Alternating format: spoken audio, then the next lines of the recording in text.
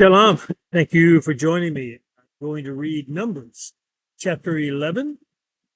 Numbers is also named Bemidbar.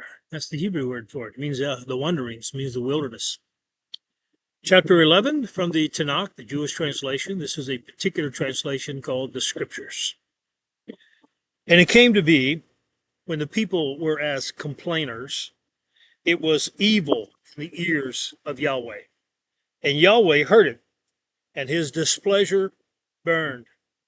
And the fire of Yahweh burned among them and consumed those in the outskirts of the camp.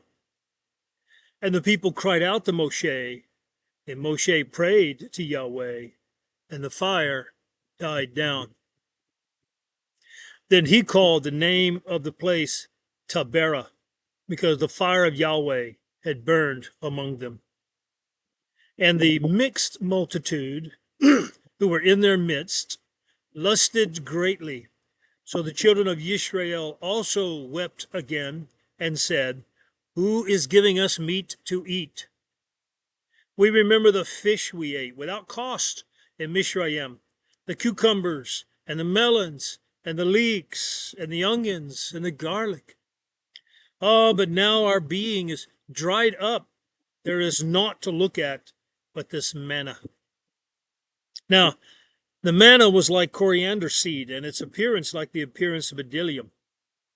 The people went about and gathered it, ground it on millstones, or beat it in the mortar, and cooked it in a pot, and made cakes of it. And its taste was as the taste of cakes baked with oil. And when the dew fell on the camp at night, the manna fell on it.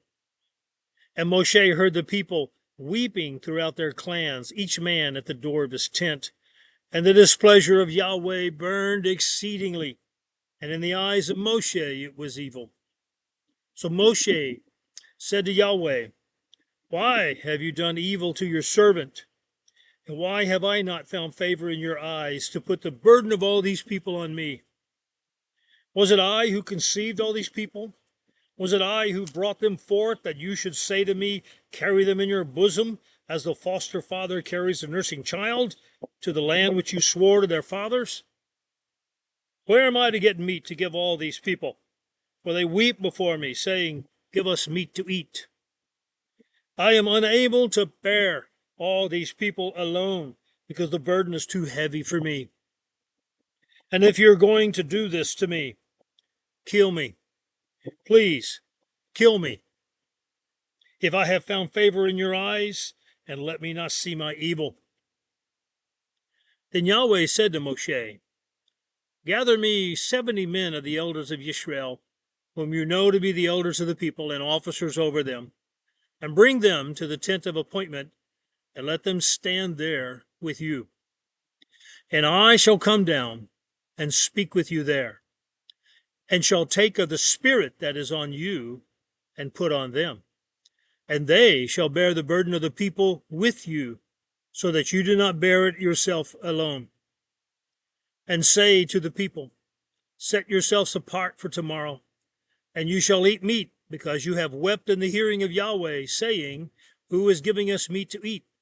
For it was well with us in Mizraim, and Yahweh shall give you meat, and you shall eat.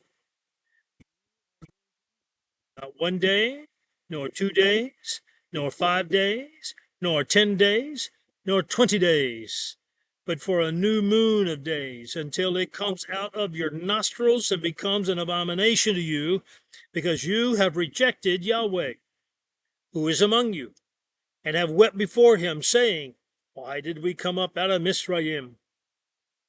And Moshe said, The people in whose midst I am are 600,000 men on foot, and you have said, I give them meat to eat for a new moon of days. Could flocks and herds be slain for them to be sufficient for them? Or could all the fish of the sea be gathered together for them to be sufficient for them?" And Yahweh said to Moshe, "Is the arm of Yahweh too short? Now see whether my word meets you or not." And Moshe went out and spoke to the people the words of Yahweh.